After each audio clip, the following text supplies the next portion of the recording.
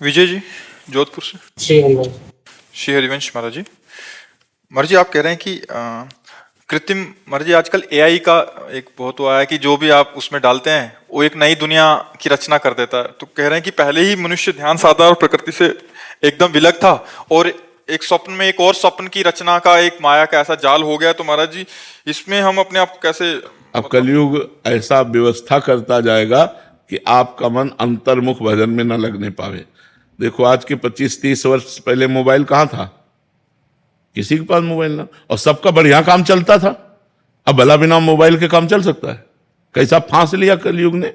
सबके पास मोबाइल, चाहे संत हो, चाहे रिक्शा वाला हो, चाहे पदाधिकारी हो, चाहे किसान हो, किसी के पास भी हो, स्मार्ट के नीचे है ही नहीं, सबके मोबाइल। दिन भर लगे रहो उसी में, ना भजन, ना शास्त्र स्वाध्याय, ना सत्कर्म, उसी में लगे रहो, बस मोबाइल में लगे रहो।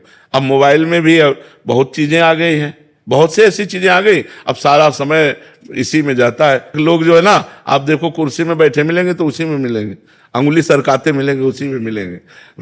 ये कलयुग का प्रभाव है कि वो एक ऐसी ऐसी आकर्षणकारी चीजें रचता जाता है कि लोग उसी में फंसते चले जाए और भगवान के अंतर भजन से विमुख हो जाए।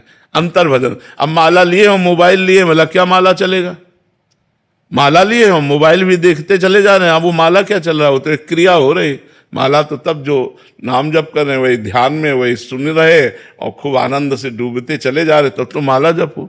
तो भाई, अब ये चीजें तो कलयुग और आगे आविष्कार आएंगे, ऐसे आविष्कार आएंगे जो भजन विहीन करते चले जाएंगे हमारा सारा मन। अब रामायण पढ़ने में, महाभारत पढ़ने में, भागवत पढ़ने में, वेद पढ़ने में किसका मन लगता है? अब बताओ, इतने लोग बैठे हैं, कौन रोज स्वाध्याय करता है कि रोज सुबह उठकर नहा धो करके वेद का पाठ हो रहा है, संध्या गायत्री हो रही, भागवत का पाठ हो रहा है? कोई बिरला ही करता होगा।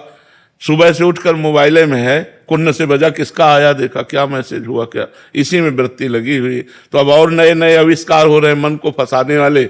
बचाना चाहिए अपने को, बचाकर भगवान के नाम और शास्त्र स्वाध्याय करना चाहिए, जिससे हमारी बुद्धि पवित्र हो। शास्त्र पढ़ते इस समय माला एक साथ नहीं, हमें लगता है जब शास्त्र पढ़ो तो पूरा ध्यान शास्त्र में क्या कह रहा है, वो ध्यान का विषय एकाग्र होकर, जैसे हम आपसे बात कर रहे हैं, तो अब आप एकाग्र होकर सुनोगे तभी तो पकड़ पाओगे। अगर इसमें एकाग्रता करोगे तो फिर माला में एकाग्रता नहीं हो पाएगी।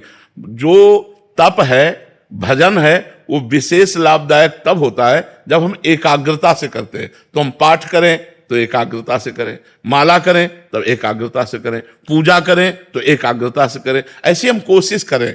अब जैसे हम रास्ते में चल रहे हैं तो हम माला जप कर रहे हैं, ऑफिस में तो माला, लेकिन जब हम भगवान की कोई बात सुन रहे हैं, संतों की कोई बात सुन, तो हमें पूरा एकाग्र हो जाना है, एक एक शब्द हमको उनका ग्रहण करना है। अगर हमें खाली समय मिलता है तो राधा राधा, नहीं तो हम पूरा समय उनकी बात में देते हैं, क्योंकि बड़ा दुर्लभ होता है, संत समागम बड़ा दुर्लभ होता है।